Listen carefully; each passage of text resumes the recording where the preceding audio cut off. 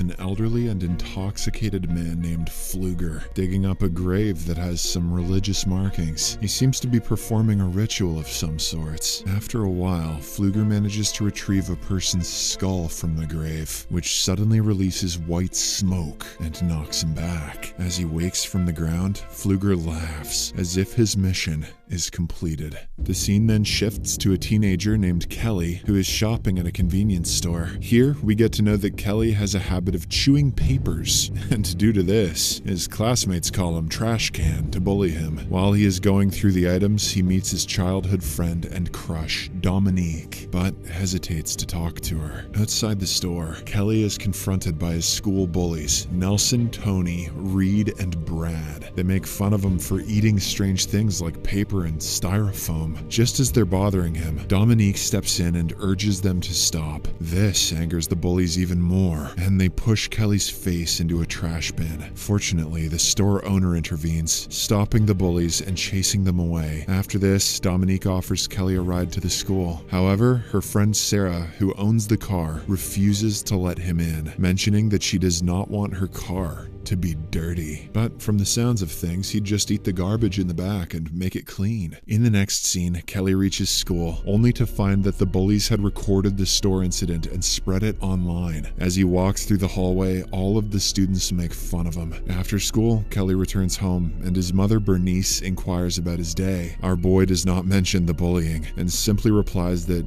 Dominique talked to him for the first time. Hearing this, Bernice becomes happy and suggests that he ask Dominique out on a date. Meanwhile, an indigenous man named Red Elk comes across the grave which Pfluger destroyed earlier and offers prayers. It is then revealed that a secret power was hidden in the grave and it has been stolen. Red Elk is very sad to learn this because it was his responsibility to take care of it. The following morning, Kelly falls ill from consuming a lot of paper and styrofoam. Bernice immediately summons the family doctor. The doctor suggests that he see a psychologist for Kelly's eating disorder. He also hints that Kelly might be acting abnormally as there are no males in the house. But in reality, the doctor has a crush on Bernice, and he simply wants to get in bed with her. The same day, Pfluger is shown in town, claiming to have the power to heal people. He demonstrates it by relieving an old woman's joint pain. Coincidentally, Bernice is also there, and she gets impressed by his skills. Believing that he might help Kelly, she invites him to her house. While Bernice steps away to get her car, Red Elk confronts Pfluger and informs him that the powers are not meant for him. He also offers to help him get rid of his healing powers. However, Pfluger declines, and a scuffle ensues where Red Elk ends up injuring himself. This is due to the powers Pfluger received from the grave, which protects their possessor. Red Elk then warns Pfluger about the consequences of the power, but the latter dismisses him and walks away. After a while, Pfluger reaches Bernice's house, and when he tries to heal Kelly, he feels a strange pain and quickly pulls his hand away. He then excuses himself to the bathroom and consumes a special drug before attempting again. Unfortunately, when he tries again, he accidentally burns Kelly's chest with his cigarette and collapses to the floor,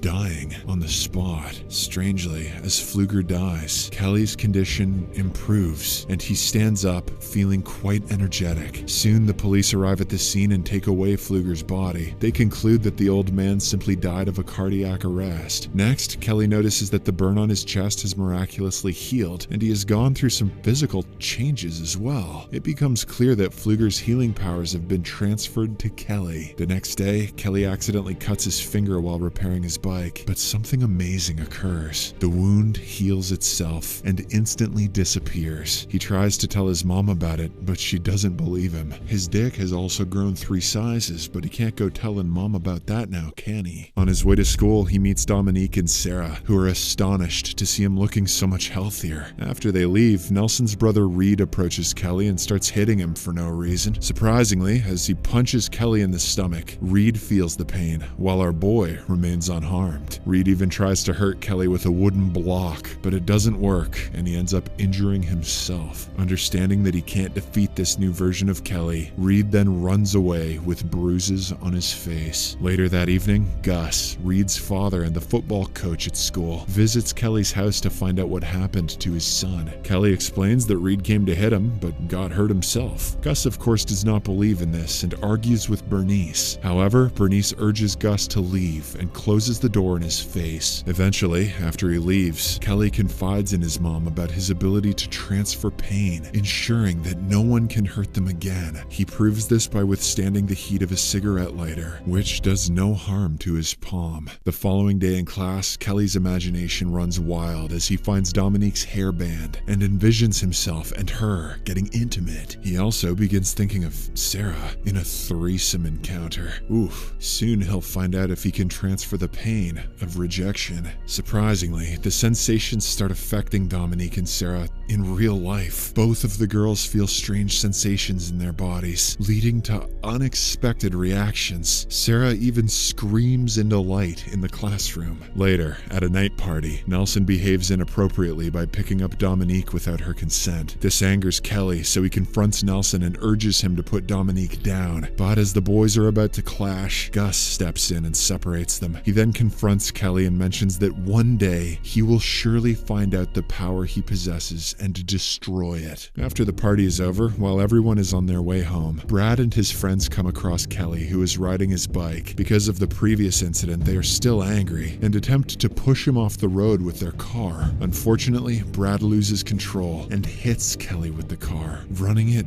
over him. The impact seems severe, but when the smoke clears, it turns out that Brad's skull has been crushed, leading to his death, while Kelly is unharmed. Soon a crowd gathers and Kelly secretly explains the situation to Dominique, including his extraordinary ability. Nelson and his friends lie to the police, claiming that Brad swerved to protect Kelly because he was cycling in the middle of the road. However, a preliminary investigation by the police officer, Adler, clears Kelly of any wrongdoing. On the other hand, Red Elk learns about Pfluger's demise and visits his grave. Analyzing the soil, he concludes that Pfluger lost his power before dying. Upon hearing about Kelly's survival after being hit by a car, Red Elk pays him a visit at his workplace. He confronts Kelly about the powers, and after a bit of hesitation, the latter confesses to being treated by Pfluger. The next day, Kelly and Dominique are having lunch at a cafe and talking about movies. They're ignoring the fact that Kelly crushed Brad's skull. In reality, Dominique also likes Kelly and wishes that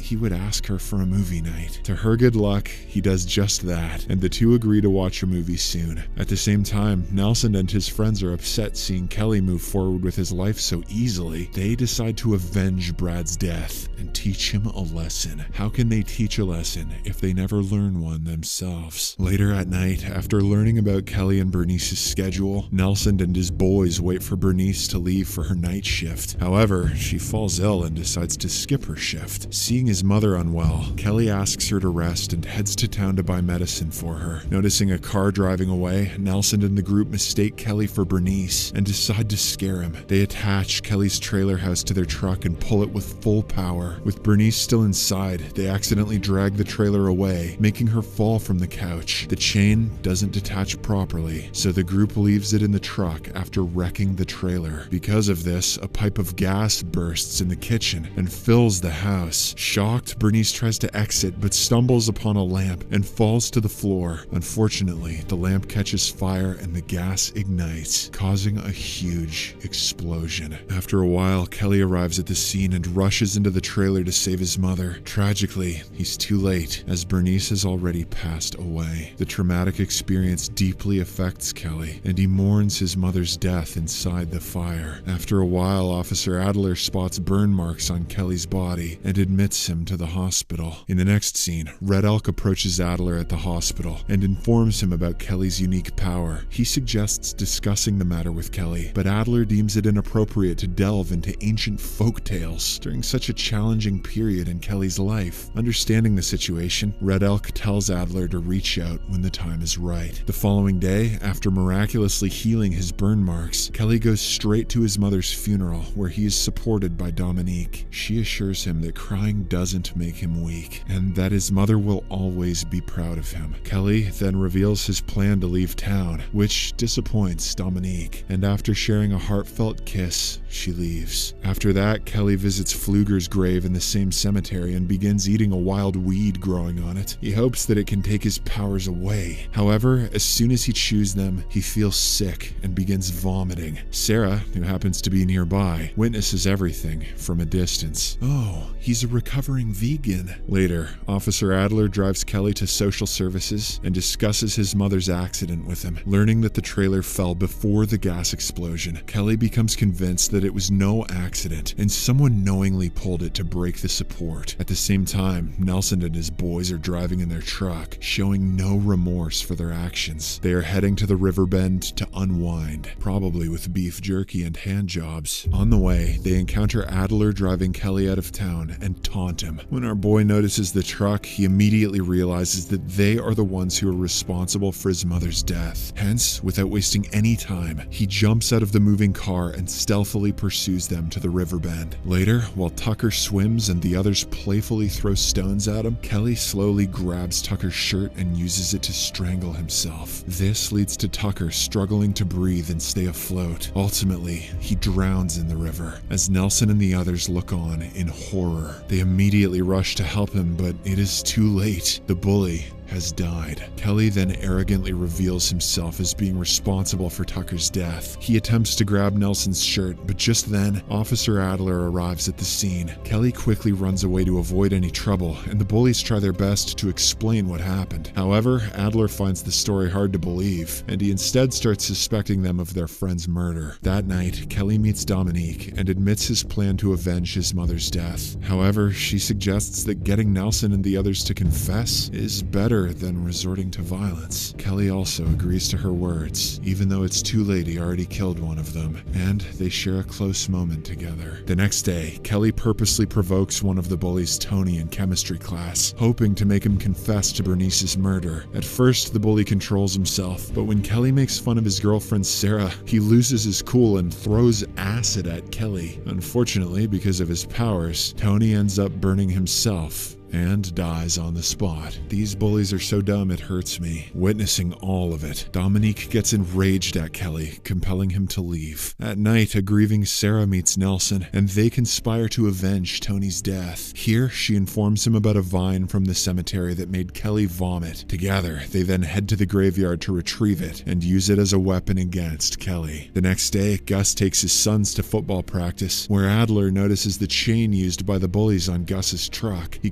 questions Nelson and Reed about it, but they deny having any information. Just then, Kelly arrives at the practice ground with an electric drill, wearing a piece of Nelson's clothing. He then threatens to harm himself until Nelson confesses his crimes. However, the bully is prepared, and he has brought weed juice from the cemetery. As Kelly starts drilling, Nelson sprays the weed juice on him, stopping his progress for a moment. Adler pleads with Kelly to stop, but he drills his knees, hurting Nelson until he confesses. Right then, Dominique arrives, convincing Kelly to halt the action. Amidst the chaos, Gus steals his gun from Adler, and in a fit of rage, shoots Kelly. To his bad luck, he and Nelson get shot in return, and the two die on the ground. Darwin's got his work cut out for him. After the incident, Dominique convinces Kelly to give up his powers and return to normal. Adler also decides to help Kelly and takes them and Red Elk to Pfluger's cemetery, where a ritual is performed. They dig the ancient grave, and Red Elk mentions that Kelly needs to die to release the powers. Hearing this, Kelly attempts to flee, but a police officer shoots him, accidentally shooting Dominique and himself as well. Mortally wounded, Kelly kisses Dominique before she passes away. He then consumes the dead Pfluger's heart to end his power. After this, Adler shoots Kelly and kills him. In the last scene, police officers carry Dominique and Kelly's dead bodies in a van. Suddenly, on the way, Dominique wakes up, revealing that she has now possessed Kelly's healing power.